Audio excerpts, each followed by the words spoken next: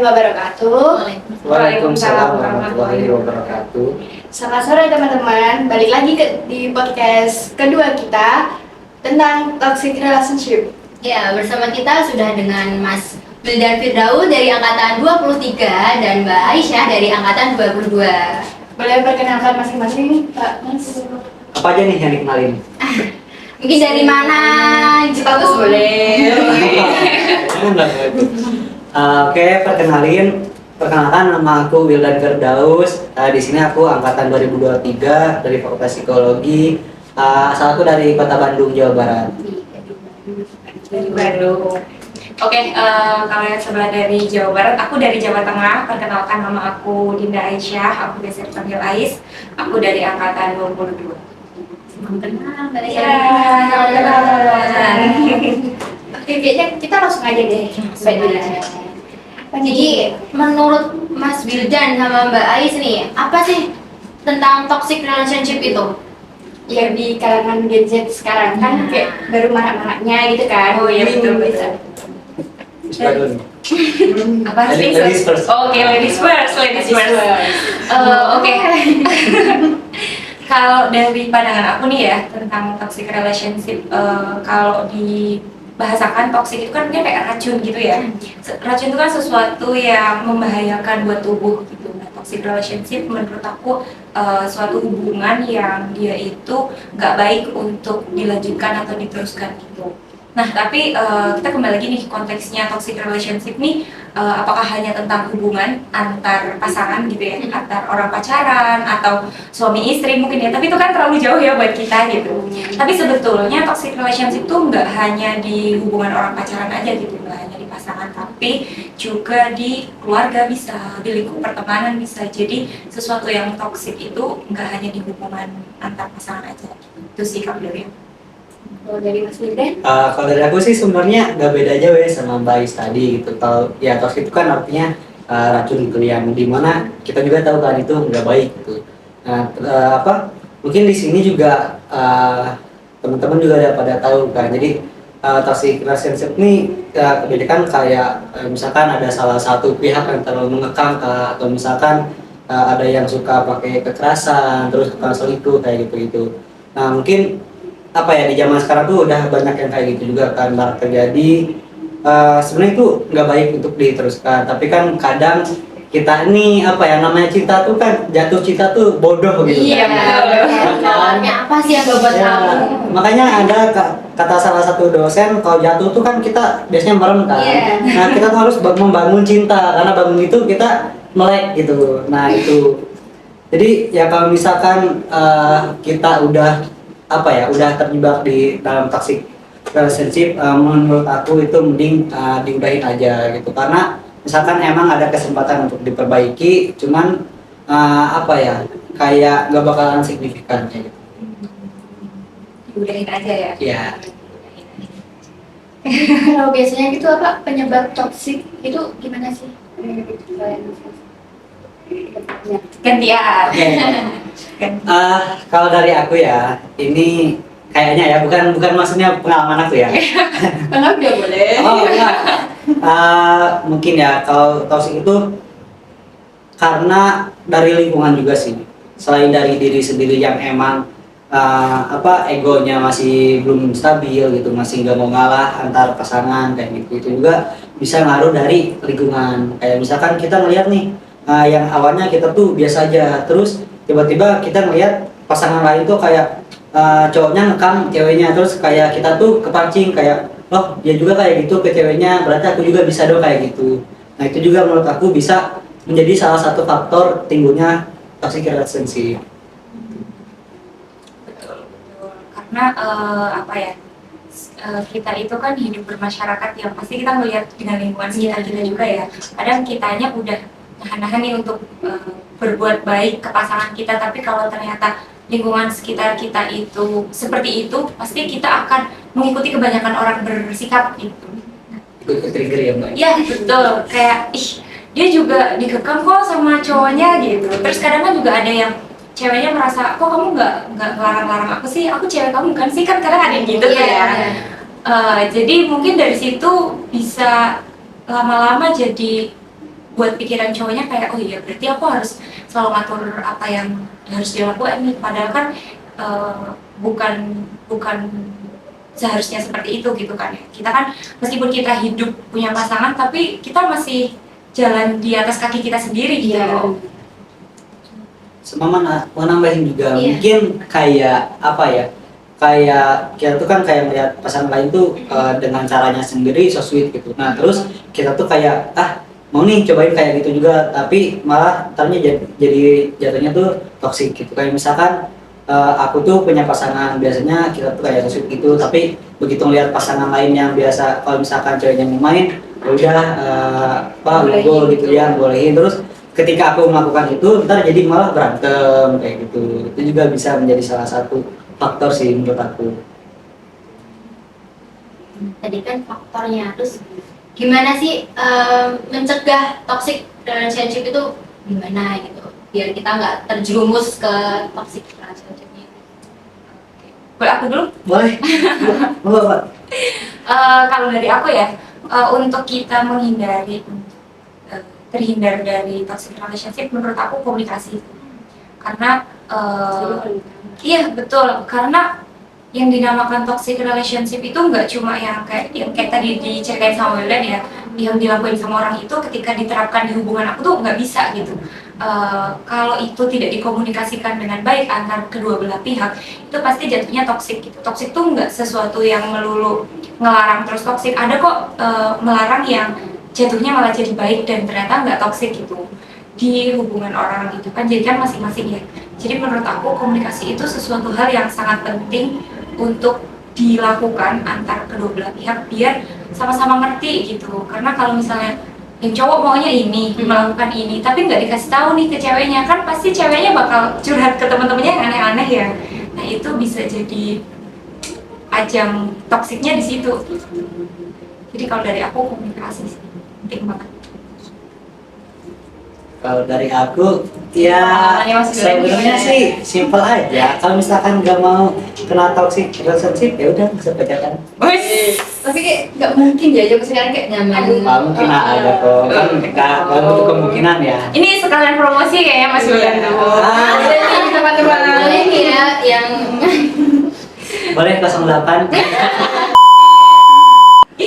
Kalau misalkan ya itu kan kayak kalau misalkan mikir jangka ya kayak cuman iseng-iseng mikir kan kayak ya udah nggak usah pacaran, tapi ya dilihat dari zaman sekarang juga mungkin susah ya buat kayak nggak pacaran, ya minimal kayak HTS-an lah, minimal HTS-an ya, sama kayak tadi yang disampaikan sama Mbak Ais, yang pasti tuh komunikasi itu harus kuat gitu, bukan cuman di hubungan, tapi mau di pertemanan, mau dimanapun itu kuncinya itu di komunikasi. Karena kalau misalkan komunikasinya udah buyar, ya udah kemana-mana pun bakal ikut berantakan gitu.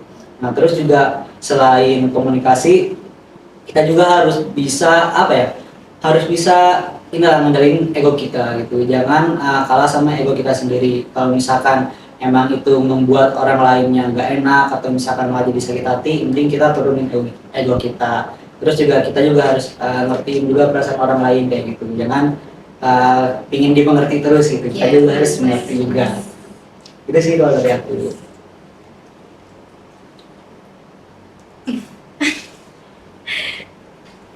Cara apa ya buat kayak menghindar dari toxic relationship itu gimana? Maksudnya zaman sekarang kan banyak tuh cara menghindari itu, bisa nggak sih gitu? Apa kayak harus mencegah atau gimana gitu? Pada oke, mencegah toxic relationship ya. Ini aku di sini ngomong bukan hanya di hubungan aja ya, tapi ada di pertemanan atau Iya. di keluarga. Nah, iya. Mungkin kita itu harus menanamkan di diri kita sendiri gitu. Kalau kita itu berharga. Jadi ketika kita berada di lingkungan yang toksik, kita merasa bahwa ini ternyata tuh nggak cocok gitu sama aku. Kan banyak ya sebenarnya orang yang berada di zona toksik tapi dia nggak sadar, dia nggak aware gitu. Jadi self awareness-nya rendah gitu. Dia nggak menyadari kalau sebenarnya dia ada di zona yang toksik gitu.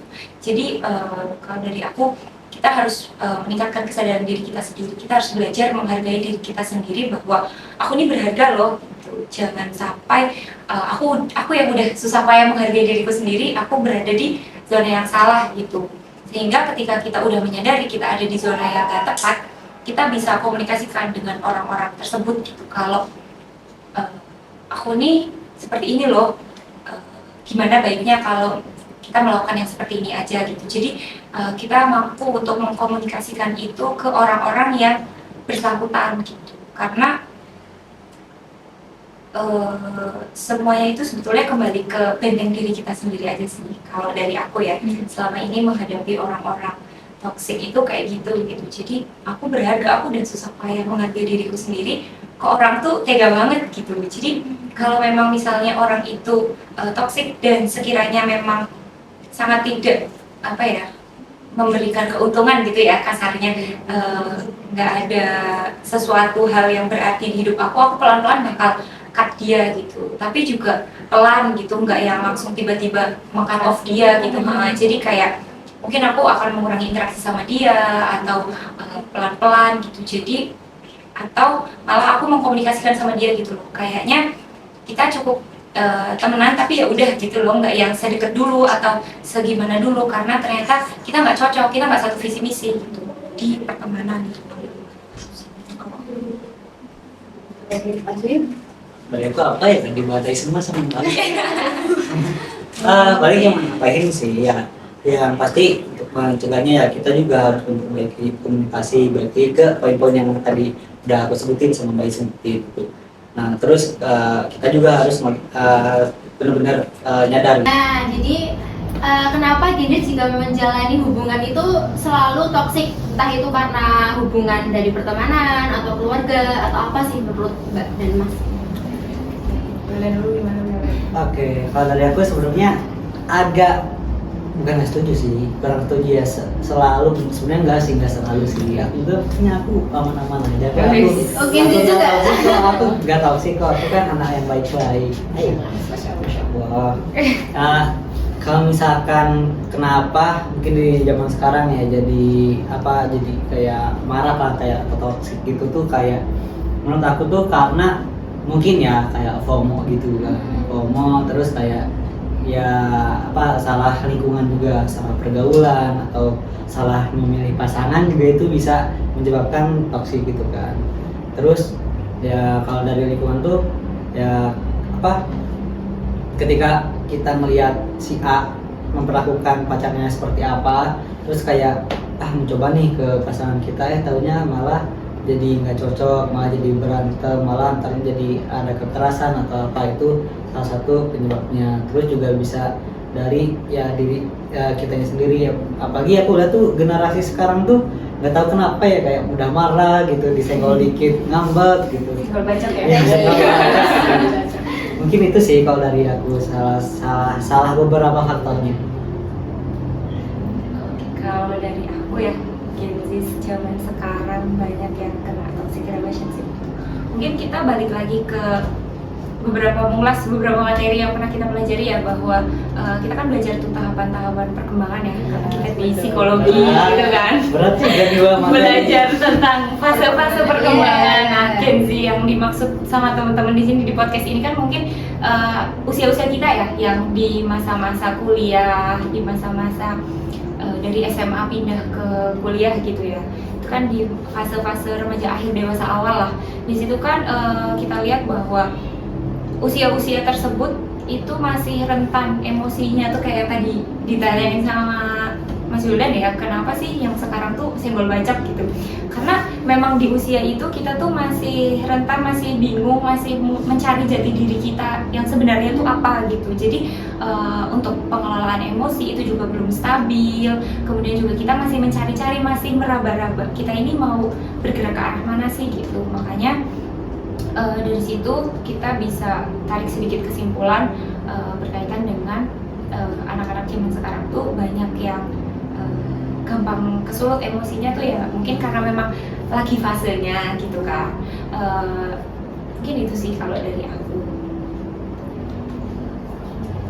Tadi kan di awal sempat membahas ya cara kita mencegah toxic relationship tapi yang dalam hubungan kayak lebih ke pasangan. Nah, gimana sih kalau dari kitanya sendiri cara mencegah toxic relationship ini dalam pertemanan? Karena kan kalau di kampus tuh kan pertemanannya kadang banyak yang circle ini.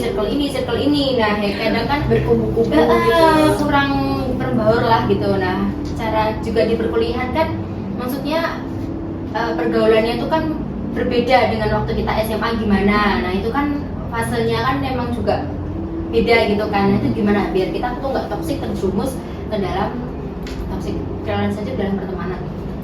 Oke, kalau aku ya, jujur pas awal masuk kuliah terus tiba-tiba ketemu sama semua orang yang bersirkel-sirkel itu bener-bener kaget banget sih ya, karena Jadi culture shock. iya betul, culture shock banget karena aku nggak pernah punya circle gitu loh. Maksudnya waktu SMA juga nggak yang nge-gang gitu-gitu karena dilarang juga kan sama sekolah, ada tindak lanjutnya gitu. Tapi ternyata di perkuliahan itu hal itu sangat mungkin terjadi dan bener-bener kalau nggak punya circle kayak nggak bisa hidup gitu kan ya. Kalau dari aku lebih ke gimana cara kita bisa membentengi diri kita sendiri sih ya, karena kan yang bisa ngatur hidupku ya aku sendiri kan.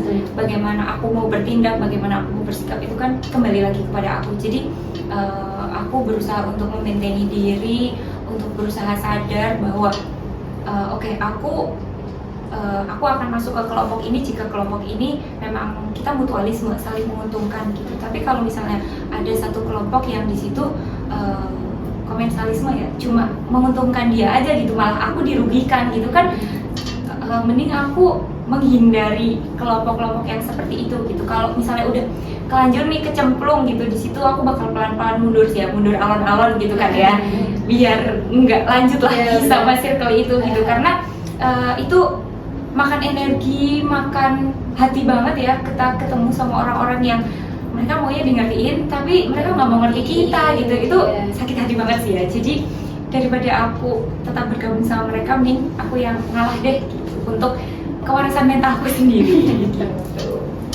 Mungkin dari Bulan gimana? Kalau dari aku mungkin untuk mencegah ini jatuhnya tuh jadi toxic friendship mungkin ya, karena kan pertemanan gitu. Apa ya, kalau misalkan masalah circle-circlean itu kayak zaman sekarang tuh ya pasti dimanapun pasti ada circle-circlean kan, entah itu lingkupnya kelas, fakultas, univ, bahkan apa ya, di dalam kelas, kelompok, nah di kelompok itu ada lagi circle. Betul. Ya, circle tuh ada gitu pasti. Kalau dari aku sih, kita harus apa ya, kita nggak apa-apa mau berteman sama siapapun gitu, jangan membatasi diri, cuman kita juga harus bisa membentengi diri. Beda kan membatasi dengan membentengi. Jadi kita boleh berteman sama siapa aja asal kita nggak kebawa pengaruh buruknya dari situ. Karena kalau misalkan apa, kita benar-benar membatasi diri nih, terus kita tuh tahu misalkan circle A tuh nakal, circle B yang baik, terus kita membatasi diri sama circle A. Tapi kan namanya juga manusia tuh pasti ada sisi baik, ada sisi buruknya. Nah, bisa jadi dari sisi A nih ada hal-hal positif yang bisa kita ambil kayak gitu. Jadi kalau menurut aku ya gak masalah kita mau gabung sama circle mana aja. Kalau kita bisa berbaur dengan semua circle malah itu lebih bagus. Tapi ya kitanya harus bisa membentengi diri kita supaya tidak terbawa dengan arus yang negatif. Kalau dari aku sih paling gitu. Mungkin kayaknya cukup sekian dari sama podcast kami. Kurang lebihnya mohon maaf ya teman-teman. Jangan lupa di like, comment, subscribe di YouTube. Assalamualaikum warahmatullahi wabarakatuh.